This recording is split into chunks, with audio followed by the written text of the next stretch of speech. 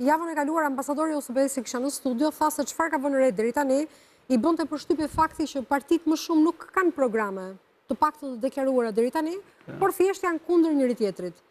Ju me çfarë tezash do të hyni në fushatë, zoti Shej, se keni karrierë të gjatë politike dhe parlamentare? Mirë, nëse po një dy fjalë për ambasadorin, kisha qef me i thënë. Nuk mund të thuash po. Pra, se si duhet ai nuk ka, do me thënë, kjo është gjykimi si përfaqësor për politikën shqiptare. Këtu programe kanë gjithë partitë, biles kanë me të pritës.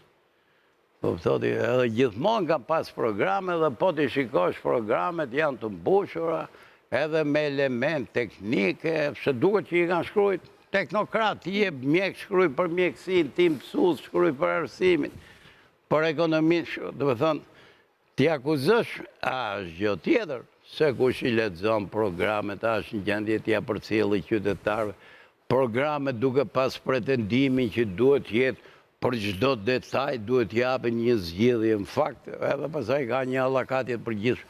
Unë gjykoj që programi duhet marrë përsipër 4-5 pika kryesore. Atë i afrosh qytetarit, nuk ka shumë gjërat mëdha sepse s'është e mundur, domethënë. Por atë ky është defekti jonë, që zihen me njëri tjetër, kjo është një sëmundje shqiptare, nuk ka ashtu s'ka ndonjë gjë të re.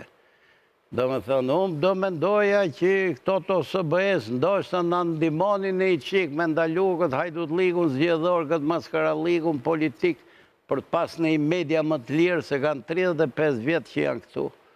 Dhe unë kam frikë që s'ka bërë asnjë për këtyre punëve që kanë marrë për sipër. Më vjen keq që e them këtë punë, po besoj që ambasadorit Singel Hatri, se unë jam dhe më i vjetër se ambasadorin këtë zanat, edhe di mirë kam pa shkueja shumë ambasadorës së OSBE.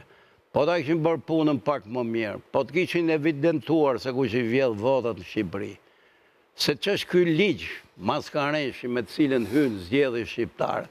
Kishte bërë një koment OSBE-ja. Ç'është ky ligjere?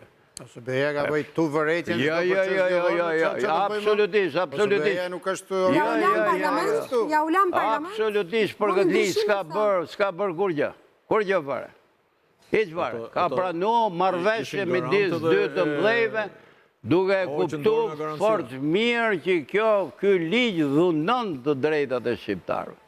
I myll rrugën partive të reja. S'ka asgjë lidhje me demokracinë. Ku ka një shtet botës, na e thotë OSBE-ja, që votat e mia i numëroni ju që jeni kundërshtarët e mi? Çka në vend tjetër? Ka një lloj demokracie kështu.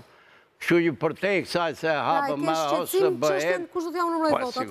Po sigurisht, si gjë e kjo punë. Ti të hysh, më zgjedhë votat e mia i numëron ai që është kundërshtari im, i numëron ai që është rivali im, edhe unë s'pas kam drejt me numëru votat e mia. Në cilën demokracitë ma thot ai OSBE-s, cili shtet figuron ky lloj sistemi? Asnjë vend tjetër botë. Disa shtete kanë i numëron administrata. Po administratë, po shumë më mirë. Kemi 10 vjet që kërkojmë ti numëroj administratë. është më ndershme, është më korrekte.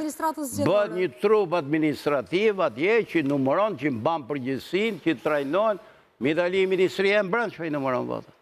S'ka nevojë për komisioner për ti.